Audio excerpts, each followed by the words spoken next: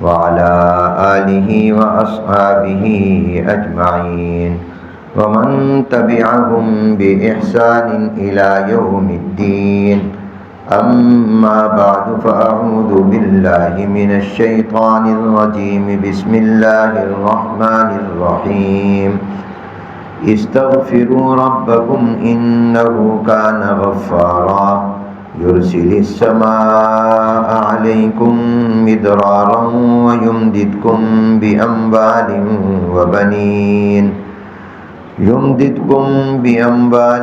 وبنين ويجعل لكم جنات ويجعل لكم أنهارا. صدق الله العظيم وصدق رسوله النبي الكريم ونحن على ذلك لمن الشاهدين والشاكرين والحمد لله رب العالمین. قابل صد احترام بزرگان محترم، برادران اسلام، خواتین اسلام، السلام علیکم ورحمۃ اللہ وبرکاتہ. انسان کی تخلیق اور پیدائش کا مقصد ہی اللہ تعالیٰ کی عبادت ہے. قرآن کریم میں اللہ تبارک و تعالیٰ فرماتے ہیں وَمَا خَلَقْتُ الْجِنَّ وَالْإِنسَ إِلَّا لِيَعْبُدُونَ. انسان اور جن کو میں نے نہیں پیدا کیا مگر تاکہ وہ میری عبادت کریں. تو انسانوں کی تخلیق کا مقصد بھی اللہ کی عبادت ہے اور جنات کی تخلیق کا مقصد بھی اللہ تعالیٰ کی عبادت ہے. اور یہ بات بڑی تفصیل سے میں عرض کر چکا ہوں اس سے پہلے ایک مجلس میں کہ فرشتوں کے ہوتے ہوئے عبادت کے لیے انسان اور جنات کو پیدا کرنے کی کیا ضرورت تھی؟ فرشتے بھی تو دن رات، صبح و شام، لیل و نہار عبادت ہی کرتے تھے، اللہ کی تسبیح کرتے تھے. وہ تو گناہ کرتے ہی نہیں تھے. تو اس کے باوجود اللہ نے اپنی عبادت کے لیے انسان کو اور جنات کو پیدا کیوں کیا؟ تو میں نے اس کا جواب عرض کیا تھا کہ انسانوں کی عبادت اور جنات کی عبادت اور فرشتوں کی عبادت میں زمین و آسمان کا فرق ہے. اس لیے کہ فرشتوں میں اللہ نے نافرمانی اور گناہ کی طاقت اور مادہ اور صلاحیت ہی نہیں رکھی. وہ گناہ کر ہی نہیں سکتے. تو اللہ چاہتے تھے کہ ایسی مخلوق پیدا کروں جو گناہ کر سکتی ہو مگر کرے نہ. فرشتے کر ہی نہیں سکتے، انسان کر سکتا ہے مگر کرتا نہیں.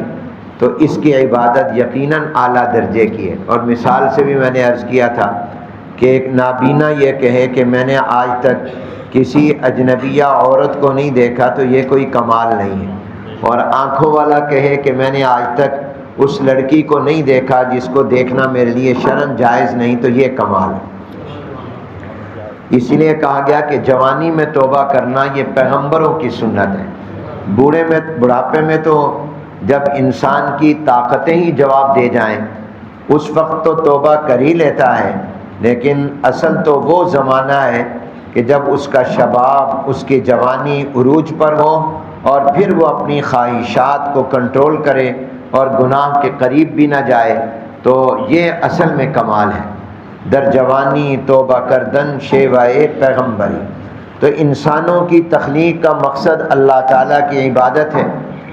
لیکن اللہ نے یہ کرم فرمایا کہ 24 گھنٹے عبادت کا پابند نہیں بنایا، بلکہ ہمیں کاروبار کی اجازت دے دی، ملازمت کی اجازت دے دی، کھیتی باڑی اور زراعت کی اجازت دے دی. یہ نہیں فرمایا کہ صبح سے شام، شام سے صبح تک بس مسجد میں ہی رہو، نماز ہی پڑھتے رہو، عبادت ہی کرتے رہو. یہ اگر اللہ حکم دیتے تو تب بھی اللہ کا یہ حق تھا، اس لیے کہ اسے یہ زندگی دی اور اس نے وجود دیا. مگر اس نے رحمت فرمائی کہ ہمیں اپنے دنیا کے کاموں کی اجازت بھی دے دی. تجارت کی، زراعت کی، ملازمت کی، سیر و سیاحت کی، آنے اور جانے کی اللہ تعالیٰ نے اس کی بھی اجازت دی. پھر اللہ نے جب عبادت کا مکلف بنایا، عبادت کا پابند بنایا، تو پھر عبادت اگرچہ اللہ کا حکم بجا لانا ہم سب پر لازم، ضروری اور فرض ہے، مگر اس کی شان رحمت دیکھیے کہ اس نے اس عبادت پر عمل کو آسان کرنے کے لیے ہمیں کتنی ترغیبات دی کہ تم یہ عبادت کرو گے تو میں یہ انعام دوں گا، یہ عبادت کرو گے تو یہ انعام دوں گا، یہ عبادت کرو گے تو یہ انعام دوں گا۔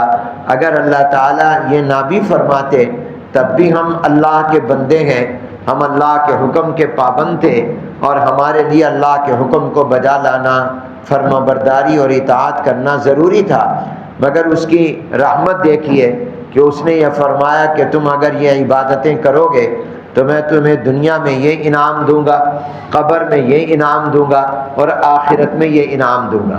آخرت میں جنت اور اس کی نعمتیں عطا کروں گا، اپنی رضا دوں گا اور اپنا دیدار دوں گا، اور ایسی جوانی دوں گا جس پر بڑھاپا کبھی نہیں آئے گا، ایسی صحت و تندرستی دوں گا جس پر کبھی بیماری کا نام و نشان نہیں ہوگا۔ جو نعمت بھی دیں گا اس نعمت کو واپس نہیں لوں گا۔ یہ تو آخرت کا انعام ہے۔ دنیا میں تمہاری قبر میں تمہاری قبر کو جنت کا باغ بنا دیا جائے گا، تا حد نگاہ وسیع کر دیا جائے گا، قبر کی طرف کھڑکیاں کھول دی جائیں گی۔ یہ وہ انعام ہے جو اللہ اپنی عبادتوں پر عالم برزخ میں اور قبر میں عطا فرمائیں۔ اور دنیا میں بھی اللہ نے فرمایا صرف معاملہ ادھار کا نہیں ہے، نقد کا بھی ہے۔ یہ نہیں ہے کہ سب کچھ قبر میں اور آخرت میں نہیں، دنیا میں بھی اگر تم نیک اعمال کرو گے، میری عبادت کرو گے اور طاعت اور فرما برداری کرو گے، تب بھی میں تمہیں یہ انعام دوں گا، یہ انعام دوں گا، یہ انعام دوں گا۔ چنانچہ حکیم الامت مجدد الملت والدین حضرت مولانا محمد اشرف علی تھانوی رحمۃ اللہ علیہ جزاء الاعمال کتاب میں فرما رہے ہیں کہ استغفار، اللہ سے اپنے گناہوں پر معافی مانگنا، یہ بھی عبادت ہے، اور اس عبادت پر اللہ کتنے انعامات عطا کرتے ہیں اس کا ذکر اللہ نے قرآن کریم میں کیا، اور سرکار دو عالم صلی اللہ علیہ وآلہ وسلم نے احادیث مبارکہ میں کیا۔ اب استغفار تو گناہ پر ہوتا ہے، تو ہو تو رہا ہے گناہ پر معافی، مگر وہ کتنا کریم اور رحمان اور رحیم ہے، وہ فرماتے ہیں کہ تم غلطی پر، گناہ پر استغفار کرو گے، مجھ سے معافی مانگو گے، تو ہے تو تم نے جرم پر معافی مانگی، میں صرف معافی نہیں دوں گا بلکہ اس استغفار کرنے پر تمہیں بے شمار نعمتیں عطا کروں گا، رحمتیں عطا کروں گا۔ چنانچہ اللہ تعالیٰ فرماتے ہیں استغفروا ربکم انہ کان غفارا، اپنے رب سے معافی مانگو، اپنے رب سے استغفار کرو، اپنی غلطی پر معافی چاہو، معافی کا سوال کرو، انہ کان غفارا، تحقیق وہ رب بہت بخشنے والا ہے، اس کی شان مغفرت غیر محدود ہے، اور اس کے معاف کرنے کی کوئی حد نہیں ہے۔ اب کرو گے تم اپنی غلطیوں پر استغفار، اپنے گناہوں پر معافی مانگو گے، مگر اللہ فرماتے ہیں میں انعام کیا دوں گا، یرسل السماء علیکم مدرارا، میں آسمان سے تمہارے لیے رحمت کی بارشیں نازل کروں گا۔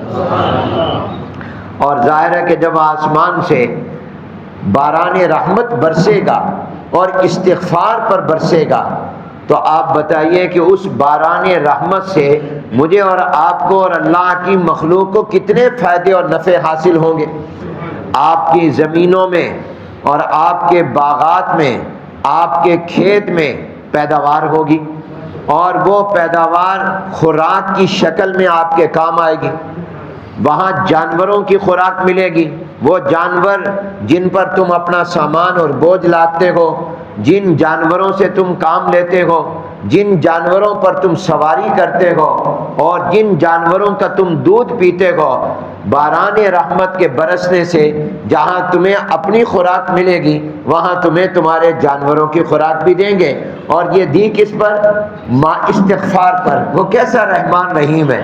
عام طور پر یہ ہوتا ہے کہ ہم نے کسی کا جرم کیا، دل دکھایا، اور تو ہم کہتے ہیں بھی ہماری غلطی معاف کر دو۔ وہ اتنا ہی کہہ دے کہ میں نے معاف کیا تو ہم اس کے احسان مند ہوتے ہیں کہ اس نے میری غلطی معاف کر دی، لیکن پروردگار عالم ایسے غفار رحمان و رحیم ہے، وہ فرماتے ہیں کہ غلطی پر استغفار تم کرو گے میں صرف معافی نہیں دوں گا بلکہ اپنی رحمتوں سے بھی تمہیں نوازوں گا. میں تمہارے اوپر رحمت کی بارشیں اور بارشیں بھی موسلا دھار بارشیں جس سے تمہیں بے شمار نعمتیں اور فوائد اور منافع حاصل ہوں گے.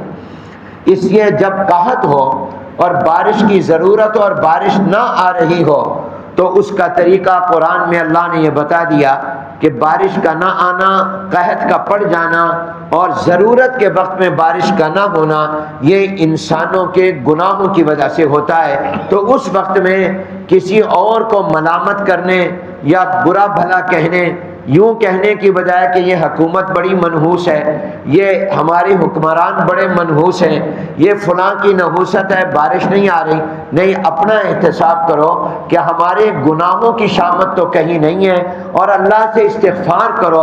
ایسے موقعوں پر معافی مانگو، توبہ کرو، تو اس توبہ اور استغفار کا نتیجہ یہ ہوگا کہ اللہ تبارک و تعالیٰ فرما رہے ہیں یرسل السماء علیکم مدرارا، اللہ تعالیٰ تمہارے اوپر موسلا دھار بارشیں نازل کر دے گا، بارشیں بھیج دے گا. تو جب بھی کبھی بارش کی ضرورت ہو تو اس کا نسخہ یہ ہے کہ استغفار کرو، اللہ سے اپنے گناہوں کی معافی مانگو. انفرادی طور پر بھی توبہ اور استغفار کرو، اجتماعی طور پر بھی سارے گھر والوں کو کہو آؤ بھی بیٹھ کر استغفار کریں. اپنی فیکٹری اور کارخانے اور دکان کے لوگوں کو، ملازموں کو کہو بھئی سب مل کر اللہ سے معافی مانگیں. یہ جو بارشیں نہیں آ رہی ہیں، بے وقت آ رہی ہیں، یہ ہمارے گناہوں کی شامت اور گناہوں کا نتیجہ ہے. اور قرآن میں اللہ نے فرمایا ہے استغفروا ربکم انہ کان غفارا یرسل السماء علیکم مدرارا، اللہ آسمان کو تمہارے اوپر بھیج دے گا کہ وہ بارش برسائے گا. اور اگلا انعام کیا ہوگا؟ وَيُمْدِدْكُمْ بِأَمْوَالٍ وَبَنِينَ، اللہ تبارک و تعالیٰ استغفار کی وجہ سے تمہارے مالوں کو بڑھا دے گا، تمہارے مالوں میں برکت عطا فرما دے گا. اللہ تعالیٰ تمہارے مال کو زیادہ کر دے گا. تم چاہتے ہو میری دکان میں، میری تجارت میں، میرے کاروبار میں، میرے رزق میں، میری آمدنی میں اضافہ ہو جائے، تو اس کے لیے قرآن میں اللہ نے جو نسخہ بتایا اور جو علاج اور طریقہ بتایا وہ استغفار بتایا کہ اللہ سے معافی مانگو. اگر کسی مدرسے میں چندہ نہیں آ رہا، کسی مسجد کو بنانا ہے اور پیسے نہیں آ رہے، ہسپتال بنانا ہے لوگ تعاون نہیں کر رہے، تو اللہ سے مانگو، استغفار کرو. معلوم ہوتا ہے ہمارے رجوع اللہ میں اور توبہ اور استغفار میں کمی ہو گئی ہے، تبھی یہ رزق کے دروازے بند یا تنگ ہو گئے ہیں. تو ایسی صورت میں استغفار کرو. خود اللہ فرما رہی یمددکم باموال، اور اللہ کا فرمان تو غلط نہیں ہو سکتا. استغفار کرنا تمہارا کام ہے، تمہارے مال میں اضافہ اور برکت ڈال دینا اللہ فرماتے ہیں میرا کام. یمددکم باموال وبنین، فرمایا صرف مالوں میں نہیں، استغفار تم کرتے رہو، اپنے گناہوں کی معافی مانگتے رہو. فرماتے ہیں اللہ تعالیٰ بارشیں اتاروں گا، مال میں برکت دوں گا، تمہاری اولاد میں بھی برکت پیدا کر دوں گا، تمہاری اولاد کے اندر بھی اضافہ کر دوں گا. جس کو اولاد چاہیے وہ زیادہ سے زیادہ اللہ سے استغفار کیا کرے، ہر وقت معافی مانگا کرے. ضرور کوئی ناراضگی اللہ کی ہے جس کی وجہ سے اللہ نے اس نعمت سے محروم کیا ہوا ہے، تو اللہ مجھے معاف کر دے، اللہ میں توبہ کرتا ہوں، اللہ میں استغفار کرتا ہوں، مجھے اولاد کی نعمت عطا فرما دے. جب اس طرح پر مانگے گا دل سے تو اللہ نے خود فرمایا یمددکم باموال وبنین، میں تمہاری اولاد میں برکت. ایک جو اولاد نہیں ہوگی اللہ اس کو انشاءاللہ اولاد دیں گے استغفار کی برکت سے. اگر اس کی اولاد ہوگی تو اللہ اس اولاد کی زندگی میں برکت عطا فرما دیں گے، اولاد کی صحت میں برکت عطا فرما دیں گے، اولاد کے کاموں میں اللہ برکت عطا فرما دیں گے. یہ یمددکم باموال وبنین میں تمام چیزیں آ گئی. ظاہری طور پر بھی برکت آ جائے گی اور باطنی طور پر بھی برکت آ جائے گی. ظاہری برکت یہ ہوتی ہے کہ زیادہ ہو جائے چیز، اور باطنی یہ ہوتی ہے کہ اس کے سے فائدے زیادہ انسان کو مل جائیں، تھوڑے وقت میں زیادہ کام ہو جائے، تھوڑے مال سے زیادہ کام ہو جائے، تھوڑے رزق سے زیادہ کا کام ہو جائے. جیسے بسم اللہ پڑھ کر کھانا کھاؤ گے تو حضور علیہ السلام نے فرمایا 2 کا کھانا 3 کو، 3 کا کھانا 4 کو کافی ہو جائے گا. تم نے 10 آدمیوں کے لیے کھانا بنایا تھا، بسم اللہ پڑھ کر کھلاؤ گے اور کھاؤ گے تو وہ 20 آدمیوں کو کافی ہو جائے گا. تو اللہ تبارک و تعالی یہ برکتیں عطا فرمائیں گے۔ اور آگے فرمائے وَيَجْعَلْ لَكُمْ جَنَّاتٍ، استغفار کی برکت سے اللہ تمہارے لیے باغات بنا دے گا، تمہارے لیے باغات کی نعمتیں دنیا میں بھی اور آخرت میں بھی باغات اور جنات، وانہارا، اور نہروں کی نعمت بھی تمہیں اللہ تعالیٰ عطا فرما دیں گے۔ تو یہ کتنی نعمتیں اللہ نے اس ایک آیت میں استغفار والی عبادت پر عطا کرنے کا وعدہ فرمایا۔ فرمایا استغفار تم کرو، ایک تو میں تمہیں باران رحمت سے نوازوں گا، رحمت کی بارشیں تم پر اتاروں گا۔ نمبر 2، تمہارے مال میں برکت اور اضافہ کر دوں گا۔ نمبر 3، تمہاری اولاد میں برکت پیدا کر دوں گا۔ اور نمبر 4، تمہارے لیے باغات اور جنات۔ اور نمبر 5 فرمایا نہریں بھی میں تمہارے لیے اور تمہارے لیے یہ نعمتیں اللہ تعالیٰ عطا فرمائیں گے۔ تو حضرت تھانوی رحمۃ اللہ علیہ فرماتے ہیں کہ نیک اعمال میں سے، عبادتوں میں سے ایک عبادت استغفار بھی ہے، اور استغفار ایسی عبادت ہے کہ اس استغفار والی عبادت کے لیے کوئی شرط اللہ نے نہیں رکھی۔ آپ غور کریں تو جتنی بھی عبادتیں ہیں ان کی آپ کو شرطیں شریعت میں نظر آئیں گی۔ نماز مثلا آپ نے پڑھنی ہے، نماز کے لیے شرط ہے کہ آپ کے کپڑے پاک ہوں، آپ کا بدن پاک ہو، جس جگہ آپ نماز پڑھ رہے ہیں وہ جگہ پاک ہو۔ نماز کے لیے شرط ہے کہ اس کے نماز کا وقت ہو، اس کے لیے اللہ نے 5 وقت فرض نمازوں کے لیے رکھ دیے، اور نوافل کے لیے بھی فرما دیا 3 اوقات میں نماز پڑھنا منع ہے، جب سورج نکل رہا ہو، دوپہر کو جب زوال اور ڈھل رہا ہو، اور شام کو جب غروب ہو رہا ہو۔ تو گویا نماز کے لیے بھی اللہ تعالیٰ نے شرطیں مقرر کر دیں، بدن کا پاک ہونا، کپڑے کا پاک ہونا، اور جگہ کا پاک ہونا، اور نماز فرض کے لیے نماز کے اوقات کا ہونا، اور نوافل وغیرہ کے لیے قضا نمازوں کے لیے 3 اوقات کا نہ ہونا۔ ان 3 اوقات کے علاوہ آپ نماز پڑھیں تو نماز جیسی عبادت کے لیے بھی شرائط ہیں۔ روزہ فرض ہے، اس کے لیے بھی شرط ہے، رمضان کا مہینہ ہو، اور سحری کے وقت میں جب تک سحری کا وقت ختم نہیں ہو رہا کھا سکتے ہو، جو ہی سحری کا وقت ختم ہو گیا تو پھر نہیں۔ یہ نہیں کہ 8 بجے 9 بجے روزہ رکھ لو، 10 بجے رکھ لو، نہیں، اس کی افطار کا وقت، سحری کا وقت اللہ نے مقرر کر دیا۔ اس کی بھی شرطیں بنا دی کہ رمضان کے روزے رمضان کے اندر ہو سکتے ہیں، رمضان سے پہلے نہیں رکھے جا سکتے۔ زکوٰۃ کے لیے بھی شرائط ہیں، حج کے لیے بھی شرائط ہیں، قرآن کی تلاوت کے لیے بھی شرائط ہیں کہ قرآن کریم کو بے وضو آدمی ہاتھ نہیں لگا سکتا، اور جس پر نہانا فرض ہو وہ قرآن کو زبانی بھی نہیں پڑھ سکتا۔ تو قرآن کی تلاوت کے لیے بھی شرائط ہوئے، اور اسی طرح وہ عورت جس کو ایسے دن اور ایام آئے ہوئے ہوں جب وہ قرآن نماز نہیں پڑھا کرتی، تو اس کے لیے بھی منع کر دیا کہ اب تو ان ایام میں قرآن نہیں پڑھ سکتی، تو قرآن کو ہاتھ نہیں لگا سکتی۔ تو آپ دیکھیں تمام عبادتوں کے لیے کوئی نہ کوئی شرط اللہ نے رکھی ہے، مگر استغفار اور توبہ ایسی عبادت ہے کہ اللہ نے ایسی رحمت فرمائی کہ اس کے لیے کوئی شرط نہیں لگائی۔ حتیٰ کہ آپ پر نہانا فرض ہو تب بھی آپ کہیں اللہ مجھے معاف کر دے، میں استغفار کرتا ہوں، میں توبہ کرتا ہوں، استغفر اللہ ربی من کل ذنب واتوب الیہ۔ آپ استغفار کر سکتے ہیں، اس کے لیے نہ کپڑوں کا پاک ہونا شرط، نہ اس کے لیے بدن کا پاک ہونا شرط ہے، اور نہ اس کے لیے کوئی ٹائم اور وقت متعین ہے۔ 24 گھنٹے میں جس وقت آپ کا دل چاہے آپ اللہ سے اپنے گناہوں کی معافی مانگے، اس کے معاف کرنے کا دروازہ کھلا ہے، اس کی رحمت کا دروازہ کھلا ہے۔ یہ لوگ ہیں دنیا کے، ان کے دروازے اور دفتر کھلتے بھی ہیں اور بند بھی ہوتے ہیں۔ اس لیے یہ جو بعض لوگ کرتے ہیں کہ جی کوئی فوت ہو گیا تو میت کے فوت ہونے کے تیسرے دن کل خوانی ہوگی، قرآن خوانی ہوگی، اور بعض کہتے ہیں جی 40واں بھی کرنا ہے، 10واں بھی کرنا ہے۔ تو کیا بھائی 3 دن کے بعد اس مرنے والے کے مرنے کے 3 دن کے بعد اللہ کا دروازہ کھلے گا رحمت کا، 3 دن تک بند رہے گا اس کے لیے؟ اور کیا میت کو 3 دن کے بعد آپ کے قرآن کی ضرورت ہے؟ اس 3 دن کے دوران فرشتے پڑھائی کرتے رہے، جو کچھ قبر میں اس کے ساتھ ہونا ہے ہوتا رہے۔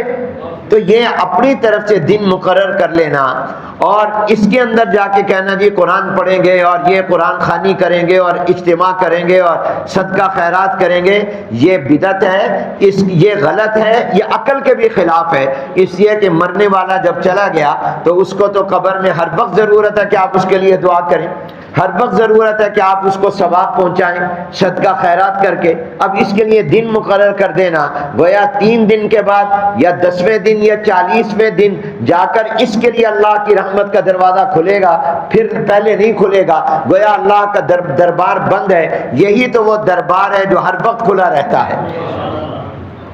کمشنر کا دفتر، ڈی سی کا دفتر اور پولیس افسران کا دفتر، وزیر اعظم اور صدر کا دفتر، اس کے کھلنے اور بند ہونے کے اوقات ہیں، وہ نہیں کھلتے، لیکن اللہ کا در ہر وقت کھلا ہے۔ ہر وقت معافی مانگو، ہر وقت توبہ اور استغفار کرو۔ خود یہ مقرر کر لینا کوئی ٹائم اور دن انتظامی طور پر ہو تو ٹھیک ہے، تاکہ لوگ جمع ہو آسانی رہے، لیکن یہ نیت کر لینا کہ اس سے پہلے اس کو ثواب ہی نہیں ملے گا، اس کو لازمی سمجھ لینا، اور اس سے پہلے کوئی ایصال ثواب کا، دعاؤں کا اہتمام ہی نہ کرنا، یہ غلط ہے، یہ شریعت کے مزاج کے خلاف ہے۔ تو ہر استغفار ایک ایسی عبادت ہے جس پر کوئی پیسہ خرچ نہیں ہوتا، جس پر کوئی شرط نہیں ہے، جس کے لیے کوئی وقت مقرر نہیں ہے۔ اس لیے جب بھی کوئی غلطی ہو جائے تو اب مجھے اور آپ کو تو اپنی بہت سی غلطیوں کا پتہ ہی نہیں چلتا کہ ہم نے اب تک کتنی مرتبہ جھوٹ بولا، آج صبح سے لے کر اب تک کتنی ہماری نظر غلط جگہ پر پڑی، کتنی ہماری موبائل میں ہم نے تصویریں دیکھ لی، گانے سن لیے، اور کتنے بازار چلتے ہماری عورتوں پر نظر پڑ گئی، تو مجھے اور آپ کو تو اس کا اندازہ بھی نہیں۔ تو اس لیے ہر وقت اللہ کا استغفار کرتے رہو اللہ سے، تاکہ ساتھ ساتھ دھلائی ہوتی رہے۔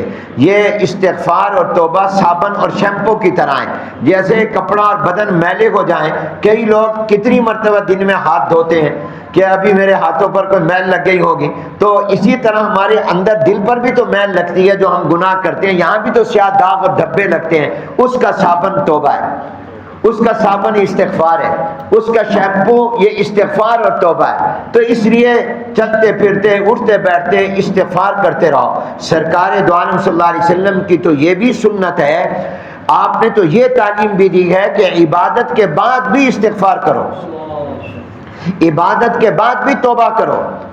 کیوں ہم میں سے کوئی یہ دعویٰ کر سکتا ہے کہ میں نے ابھی جو نماز مغرب پڑھی ہے، جیسی نماز پڑھنی چاہیے تھی میں نے ویسی پڑھی ہے، تمام آداب کی رعایت رکھے، تمام مستحبات کی رعایت رکھے، میرا نماز میں دھیان دائیں بائیں کہیں نہیں ہوا، صرف اللہ کی طرف میں متوجہ رہا ہوں، نہیں کوئی دعویٰ کر سکتا۔ تو کوئی عبادت بھی ہماری اللہ کی شان کے لائق نہیں، ہماری کسی عبادت کے بارے میں ہم دعویٰ نہیں کر سکتے کہ وہ میں نے عبادت مکمل طور پر ٹھیک اور صحیح کی ہے، تمام آداب کو میں نے پیش نظر رکھا ہے۔ کتنی ہماری عبادتیں، بلکہ اکثر عبادتیں ایسی ہیں کہ جس کے اندر بہت غفلتیں کوتاہیاں ہوتی ہیں۔ تو اس لیے سرکار دو عالم صلی اللہ علیہ وسلم نے فرمایا، اور آپ کا بھی معمول تھا کہ جب نماز سے فارغ ہوتے، سیدنا صدیق اکبر کا لکھا ہے رضی اللہ تعالیٰ عنہ، حضور سے سیکھا ہوا ہے، تو آپ سلام پھیرنے کے بعد فرماتے 3 مرتبہ استغفر اللہ۔ کیا فرماتے؟ استغفر اللہ، استغفر اللہ۔ کتنی مرتبہ؟ عام طور پر 3 مرتبہ کہا جاتا ہے۔ کیوں؟ اب نماز پڑھی ہے، نماز کر کے پڑھ کے کوئی گناہ تو نہیں کیا، استغفار کا موقع تو گناہ ہے، اب نماز جیسی عبادت کے بعد استغفار کیوں ہو رہا ہے؟ یہ تو بظاہر عقل کہتی ہے بے محل بے موقع ہے، لیکن یہ بے محل اس لیے نہیں ہے کہ اللہ نماز جیسی ہمیں پڑھنی چاہیے تھی ویسے ہم نہیں پڑھ سکے، آپ کی شان کے لائق نہیں پڑھ سکے، ہم سے جتنی کوتاہی اس نماز میں ہوئی ہے، اللہ اکبر سے لے کر سلام پھیرنے تک اللہ اس پر استغفار کرتے ہیں، معاف کرتے ہیں۔ اس لیے جب بھی نماز پڑھو، کوئی بھی عبادت کرو، نیک اعمال کرو، تو اس کے بعد کہا کرو استغفر اللہ، استغفر اللہ، استغفر اللہ، دل و دماغ کے دھیان اور توجہ کے ساتھ۔ اور دھیان کیا ہو؟ دھیان یہ ہو کہ اللہ میں آپ کی شایان شان عبادت نہیں کر سکا، میں آپ کے شایان شان حکم کو پورا نہیں کر سکا، مجھ سے یقیناً اس میں کوتاہی ہوئی، میں انسان ہوں، اس لیے آپ مجھے معاف کر دیں۔ لیکن جیسی کیسی نماز پڑھی ہے یا آپ کی توفیق سے پڑھی ہے، تو اس لیے شکر بھی ادا کرو، اور نماز کے بعد کہو الحمدللہ، الحمدللہ۔ شکر کا کلمہ اس لیے کہ پڑھی تو ہے، کتنے لوگ ہیں جنہوں نے نماز نہیں پڑھی، تو آپ مسجد میں آئے، نماز پڑھی، آپ نے عبادت کی ہے، تو اس لیے اس پر اللہ کا شکر بھی ادا کریں اور اس پر استغفار بھی کریں۔ تو کثرت شکر اور کثرت استغفار، اس کو اپنی زندگی کا معمول بناؤ، اٹھتے بیٹھتے چلتے پھرتے اللہ کا شکر۔ میرے شیخ حضرت مولانا مفتی محمد تقی صاحب دامت برکاتہم العالیہ فرماتے ہیں کہ پہلے زمانے میں جو اللہ والے ہوتے تھے، اولیاء اور پیر ہوتے تھے، ان کی خانقاہوں سے جو جڑتے تھے، جو ان کے مرید اور بیعت ہوتے تھے، وہ ان سے بہت بڑے بڑے مجاہدے کرواتے تھے، بڑے بڑے مجاہدے، اور کئی کئی سال تک مجاہدے کراتے تھے. کیوں؟ وہ مجاہدے میں اصل بنیاد کیا ہوتی تھی؟ سب سے بڑی بنیاد اس مجاہدے میں یہ ہوتی تھی کہ اس کے اندر سے تکبر نکالو، اس کے اندر بندگی اور عاجزی اور تواضع پیدا ہو جائے. ہم میں سے ہر ایک میں مجھ سمیت تکبر کی بہت ساری عادتیں اور شکلیں. ہم اپنے آپ کو بڑا اور دوسروں کو حقیر سمجھتے ہیں، کم درجے کا سمجھتے ہیں، اور اللہ نہیں ملتا جب تک کہ بندہ بندہ نہ بنے. یاد رکھیے، بندہ بنے گا تو اللہ ملے گا، اللہ کی رضا اور قرب حاصل ہوگا. تکبر والے کو اللہ نہیں ملتے، کیونکہ تکبر اللہ کی ذات کی خصوصیت ہے.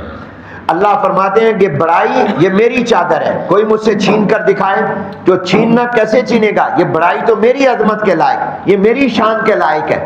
اس لیے الکبریاء ردائی، یہ بڑائی تو میری چادر ہے، میری عظمت ہے، اور کسی کو نہیں. وہ بندہ بن کر رہے. اللہ کو بندگی کسی کی پسند نہیں، تکبر کسی کا پسند نہیں، بندگی پسند ہے. اور دیکھیے شیطان نے تکبر ہی تو کیا تھا. شیطان نے کیا کہا تھا؟ انا خیر منہ، میں آدم سے اچھا ہوں، میں آدم علیہ السلام سے بہتر ہوں. اس کی دلیل غلط نہیں تھی، دلیل اس کی ٹھیک تھی. حضرت تھانوی رحمۃ اللہ علیہ فرماتے ہیں حکیم الامت کہ شیطان بہت بڑا عالم بھی ہے، علم اتنا کہ بڑے بڑے عالموں کو چکر دے دیتا ہے، اور علم کی کوئی کمی اس کے پاس نہیں ہے، اور عاقل بھی بہت بڑا، عقل مند بھی بہت بڑا ہے، اور عابد بھی بہت بڑا تھا، عبادت بھی بہت کرتا تھا. اس لیے تو فرشتوں میں مل جل کر رہتا تھا، حالانکہ بنیادی طور پر تو وہ جن ہے، وہ جنات میں سے ہے شیطان. وہ تو آگ سے پیدا ہوا اور آگ سے جنات پیدا ہوئے. وہ بنیادی پیدائشی طور پر فرشتہ نہیں ہے، لیکن فرشتوں کی طرح ہو گیا تھا عبادت کی وجہ سے. تو فرماتے ہیں حضرت تھانوی تین عین اس میں تھے. کیا؟ عالم، علم کی عین بھی اس میں تھی، عبادت کی عین بھی تھی، عابد بھی تھا، اور عقل کی عین بھی تھی، عاقل بھی تھا. تو عبادت میں بھی عین آتا ہے، علم میں بھی عین آتا ہے، اور عقل میں بھی. تین عین اس میں تھے، عالم بھی تھا، عابد بھی تھا، عاقل بھی تھا. جو بات اس نے کہی تھی وہ عقل کی تھی کہ میں مٹی سے پیدا ہوئے، میں آگ سے پیدا ہوا، میرا مرتبہ اعلیٰ، ان کا مرتبہ کم ہے. تو اس لیے اس نے دلیل غلط نہیں دی، عقل کی بنیاد پر بات اس نے ٹھیک کی تھی.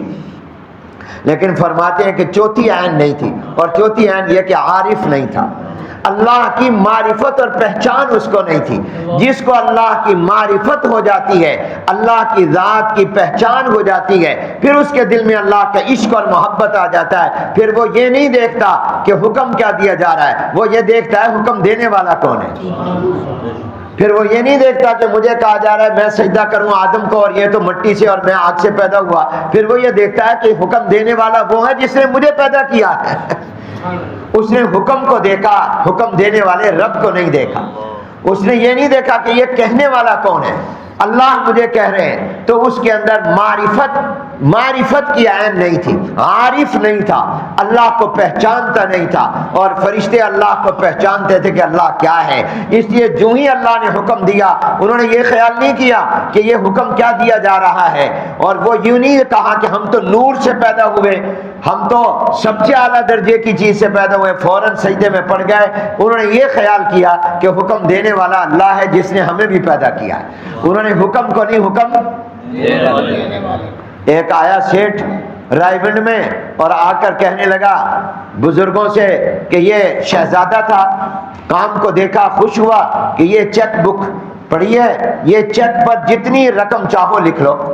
ایک عرب شہزادہ ایک مرتبہ آیا رائے گنج اجتماع میں، متاثر ہوا، دعوت و تبلیغ کے کام کو دیکھ کر دل میں اس کے دین کی محبت پیدا ہوئی، تو اپنا چیک بک آگے کر دیا اور کہا اس پر جتنی رقم لکھنی ہے لکھ لو میری طرف سے آپ کے لیے، اس کام کے لیے.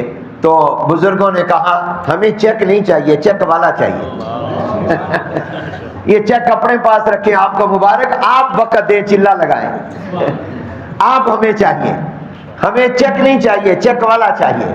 تو اس لیے انہوں نے یہ نہیں دیکھا حکم کس کا ہے، حکم کیا ہے، یہ دیکھا حکم ہے کس کا، دینے والا کون ہے. تو اللہ کی طرف دیکھا کہ اللہ نے حکم دیا ہے، تو فوراً فرشتے سجدے میں پڑ گئے. تو شیطان نے جو اللہ کے حکم پر عمل کرنے سے انکار کیا، اس کی وجہ تکبر تھا، اس لیے اللہ نہیں ملا. فرشتوں کو اللہ مل گیا، یعنی اللہ کی رضا مل گئی، اللہ کی رحمت مل گئی۔ اللہ نے انہی کے ذمہ ڈیوٹیاں لگائیں کہ تم نے ہی وحی اور قرآن لے کر میرے نبی کے پاس جانا ہے، میرے عرش کو تم نے اٹھانا ہے، اور یہ رزق میں تمہارے ذریعے اپنے بندوں میں تقسیم کرواؤں گا، رحمتیں تمہارے ذریعے تقسیم کرواؤں گا۔ یہ کس وجہ سے؟ اس لیے کہ انہوں نے تکبر نہیں، عاجزی اور بندگی کا مظاہرہ کیا، فوراً سجدے میں پڑ گئے۔ شیطان نے تکبر کیا، اللہ سے دور ہو گیا۔ تو یاد رکھیے، تکبر انسان کو اللہ تک نہیں پہنچنے دیتا، تکبر رحمت کا حقدار نہیں بننے دیتا۔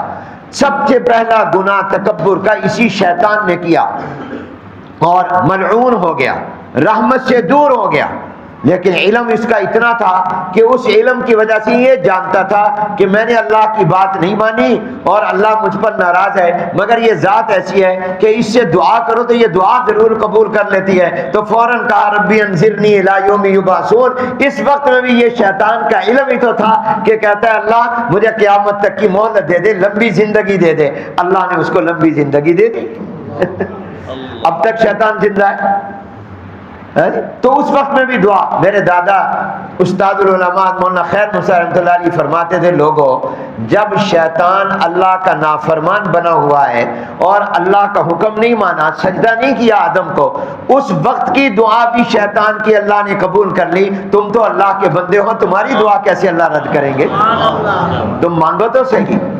وہ شیطان کی دعا بھی رد نہیں کرتا، تم تو رحمان کے بندے ہو، تم تو مومن ہو، تم تو حضور علیہ السلام کے امتی ہو اور سچے غلام ہو، اور تم نے تو نماز پڑھی ہے، تمہاری دعا اللہ کیسے رد کر دے گا؟ یقین سے مانگو، اللہ تمہاری دعا قبول کرے۔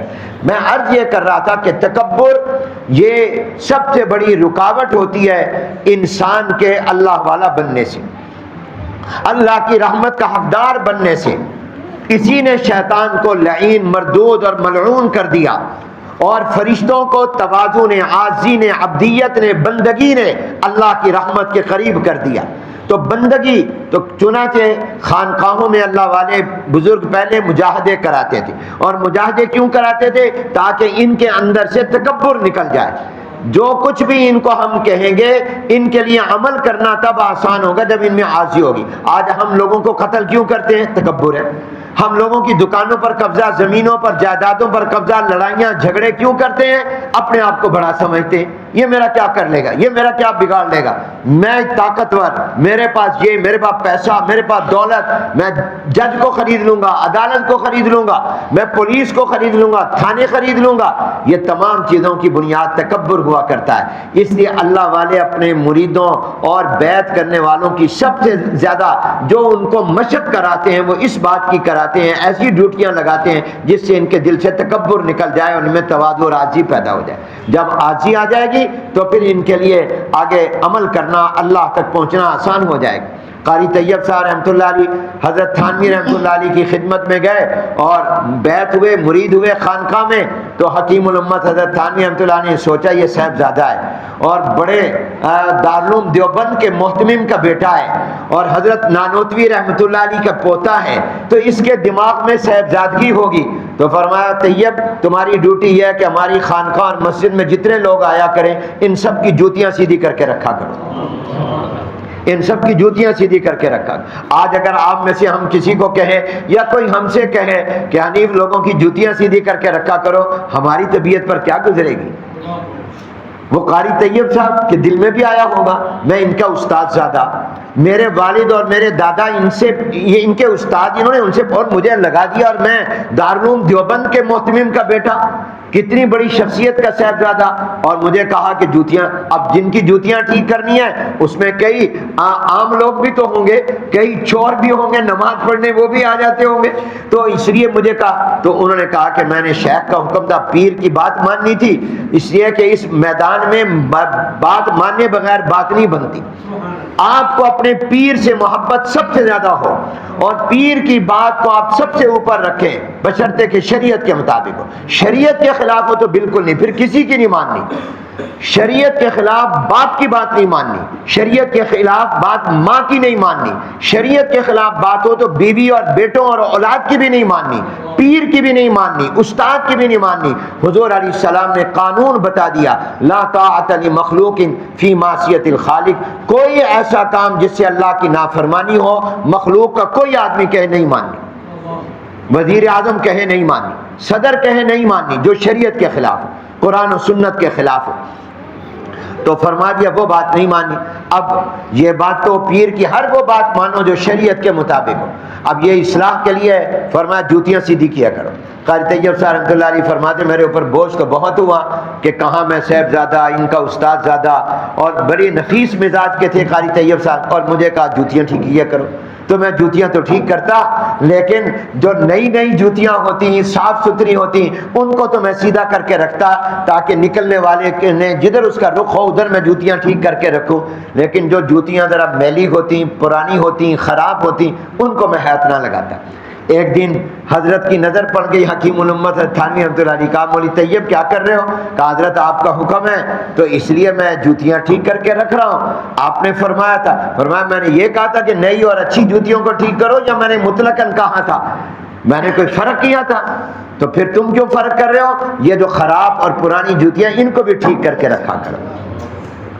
تو پھر بن گئے۔ پھر کیسے بنے؟ لکھنؤ گئے حضرت قاری طیب صاحب رحمۃ اللہ علیہ، تو بہت لوگ جمع ہو گئے، دارالعلوم دیوبند کے فضلاء اور حضرت کے شاگرد اور پڑھے ہوئے، سب پتہ چل گیا قاری طیب صاحب لکھنؤ آئے ہوئے ہیں، تو وہاں زیارت کے لیے، ملاقات کے لیے آ گئے۔ جب کوئی بزرگ اللہ والے آتے ہیں تو لوگ ان کی ملاقات، زیارت، دعا کرانے جاتے ہیں۔ اب قاری طیب صاحب رحمۃ اللہ علیہ ایسے مثال سمجھ لو جیسے میں بیٹھا ہوں اور پورا کمرہ بڑا ہال تک بھرا ہوا ہے۔ ایک لکھنؤ کے نواب صاحب آئے، وہ بھی قاری صاحب کا سن کر ملنے کے لیے آئے، لیکن انہوں نے جب دروازے پر پہنچے تو دیکھا کہ اندر رش بہت ہے اور داخل ہونے کی جگہ بھی نہیں ہے، اور قاری صاحب تک تو پہنچنا اور مسافہ کرنا بہت ہی مشکل ہے۔ تو لکھنؤ کے لوگ صاحب زبان ہیں، ان کی اردو زبان بڑی بہترین ہوتی، تو فوراً وہیں دروازے پر کھڑے کھڑے کہا جہاں شہد ہوتا ہے وہاں مکھیاں جمع ہو ہی جاتی ہیں۔ کیا کہا؟ جہاں شہد ہوتا ہے کیوں جی وہاں مکھیاں ہو ہی جاتی ہیں۔ قاری طیب صاحب کے کان میں نواب صاحب کا کل جملہ پڑ گیا کہ مجھے انہوں نے شہد بنا دیا اور میرے ساتھ محبت کرنے والوں کو مکھیاں بنا دیا۔ مجھے تشبیہ میں شہد کہا، میری تشبیہ شہد کے ساتھ دے دی، گویا میں جہاں جمع ہوں یہ مکھیاں، یہ لوگ مکھیاں ہیں۔ تو انہوں نے تشبیہ دی تھی گویا قاری صاحب بمنزل شہد کے ہیں اور یہ محبت کرنے والے بمنزل مکھیوں کے ہیں۔ تو قاری صاحب کے کان میں یہ جملہ پڑ گیا جہاں شہد ہوتا ہے وہاں مکھیاں جمع ہو ہی جاتی ہیں۔ سبحان اللہ، کیونکہ حضرت تھانوی رحمۃ اللہ علیہ کے پاس بنے ہوئے تھے نا، تکبر نکلا ہوا تھا، انہوں نے خوب مانج دیا تھا اور تواضع اور عاجزی پیدا کر دی تھی، تو فوراً سر اٹھایا، کہا نواب صاحب شہد کو بھی تو مکھیاں ہی بناتی ہیں، شہد کو بھی تو شہد خود بخود بنتا ہے، یہ مکھیاں ہی ہوتی ہیں جو مختلف درختوں کے پتوں پر، پھلوں پر جا کر بیٹھتی ہیں، اس کا رس چوستی ہیں، پھر یہ ایک جگہ جب اکٹھی ہوتی ہیں اپنا وہ رس نکالتی ہیں تو وہ شہد بن جاتا ہے۔ تو فرمایا شہد اپنے آپ نہیں بنتا، شہد کو بھی تو میں اگر شہد ہوں تو ان کی دعاؤں کی برکت سے، میں خود بخود نہیں بنا، لیکن ان کی دعاؤں کی برکت سے ہوں۔ یہ کیا تھا؟ تو اللہ والے جو تھے وہ تصوف میں، یہ پیری مریدی کیا ہے، اس میں سب سے بڑی چیز جو پہلا سبق ہوتا تھا وہ یہ ہوتا تھا کہ وہ مرید ہونے والے کے اندر سے تکبر نکالتے تھے۔ کیا نکالتے تھے؟ حق بات قبول کرنے سے رکاوٹ تکبر ہوا کرتا ہے۔ آپ کسی کو کہیں یار یہ تیرے پاس تو نے جو اس کا قرضہ لیا تھا اس کو واپس کر دے، تیرے لیے یہ پیسے جائز نہیں ہیں، یہ جو تیرے پاس مکان ہے، دکان ہے، یہ زمین ہے، یہ تیری نہیں ہے، یہ تو اس کو واپس کر دے، وہ نہیں مانتا۔ وہ کیوں نہیں مانتا؟ یہ جو نہیں مانتا یہ تکبر کی وجہ سے نہیں مانتا، اور تکبر نام ہی اس بات کا ہے کہ حق بات کو قبول نہ کرنا، غلط بات پر ڈٹ جانا یہ تکبر ہے۔ باطل پر ڈٹ جانا یہ تکبر ہے. حق بات کو قبول کرو, حق بات کو مانو اور اپنے اندر تواضع اور عاجزی پیدا کرو. امام احمد بن حنبل رحمۃ اللہ علیہ کو خواب میں اللہ کا دیدار ہوا, تو امام احمد بن حنبل رحمۃ اللہ علیہ نے پوچھا کیف الوصول الیک, اللہ میں آپ تک کیسے پہنچ سکتا ہوں کہ آپ مجھ سے راضی ہو جائیں اور میں آپ کا قرب مجھے مل جائے. تو اللہ نے فرمایا اترک نفسک وتعال, اپنے اندر سے تکبر نکال میرے پاس آ جا, اپنے اندر سے تکبر نکال میرے پاس آ جا. اللہ تک پہنچنے کا, اللہ کی رحمت تک پہنچنے کا سب سے بہترین اور آسان طریقہ بندگی اور عاجزی تواضع ہے. ہر ایک کو اپنے سے اونچا سمجھو, ہر ایک کی عزت کرو اور احترام کرو, ادب کرو اور کبھی تکبر کا مظاہرہ نہ کرو. حق بات جو بتائی جائے وہ قبول کر لو, باطل پر اور غلط پر نہ ڈٹو. تو سب سے پہلا علاج وہ کس سے کرتے ہیں؟ تکبر سے کرتے ہیں. یہ تصوف کی پیری مریدی کی لائن میں سب سے. اب وہ زمانہ نہیں رہا کہ ہم لوگوں کو کہیں یا کوئی ہم سے بھی کہے کہ جوتیاں ٹھیک کیا کرو, ہمارے یہ جانور چرایا کرو, یہ کام کیا کرو. کئی ایسے اللہ والے تھے, میں نے سنایا تھا قصہ اپنے تقریر میں, آپ کو یاد نہیں ہوگا, پھر کبھی دوبارہ بھی سنا دوں گا, کہ ایک چاہتا تھا کہ میں اللہ والا بن جاؤں, جس سے وہ بیعت ہوئے تو انہوں نے کہا کہ یہ جو سامنے حمام ہے, اس حمام کے اندر یہ جو مسجد کے قریب ہے جس میں ہم نے ہر وقت آگ جلانی ہوتی ہے تاکہ گرم پانی نماز کے لیے سردیوں میں لوگوں کو ملتا رہے, تمہارا کام یہ کہ تم نے آگ بجھنے نہیں دینی, یہ آگ جلایا کرو. اب اس کا دھواں بھی پہنچ رہا ہے, سب کچھ پہنچ رہا ہے. اور ایک دن, اب کئی دن ہو گئے, وہ کب آ گئے تھے وہ ان کے پیر کے بیٹے, اور ان کو لگا دیا اس بات پر کہ تم نے آگ نہیں بجھنے دینی, خاص طور پر پانچوں نمازوں کے اوقات میں تم نے پہلے آ کر یہاں لکڑیاں جمع کرنی ہیں, آگ لگانی ہے, اور آگ سے گرم پانی ہو تاکہ لوگ وضو کر سکیں نماز کے لیے.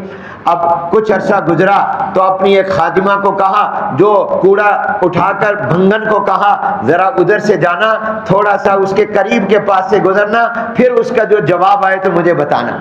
وہ بھنگن گئی, تھوڑا سا پاس سے گزری تو اس نے کہا شرم نہیں آتی, میرے پاس سے گزر رہی ہے بدبودار چیز کو لے کر, میں مسافر ہوں, اپنے شہر میں ہوتا پھر میں تجھ سے پوچھتا.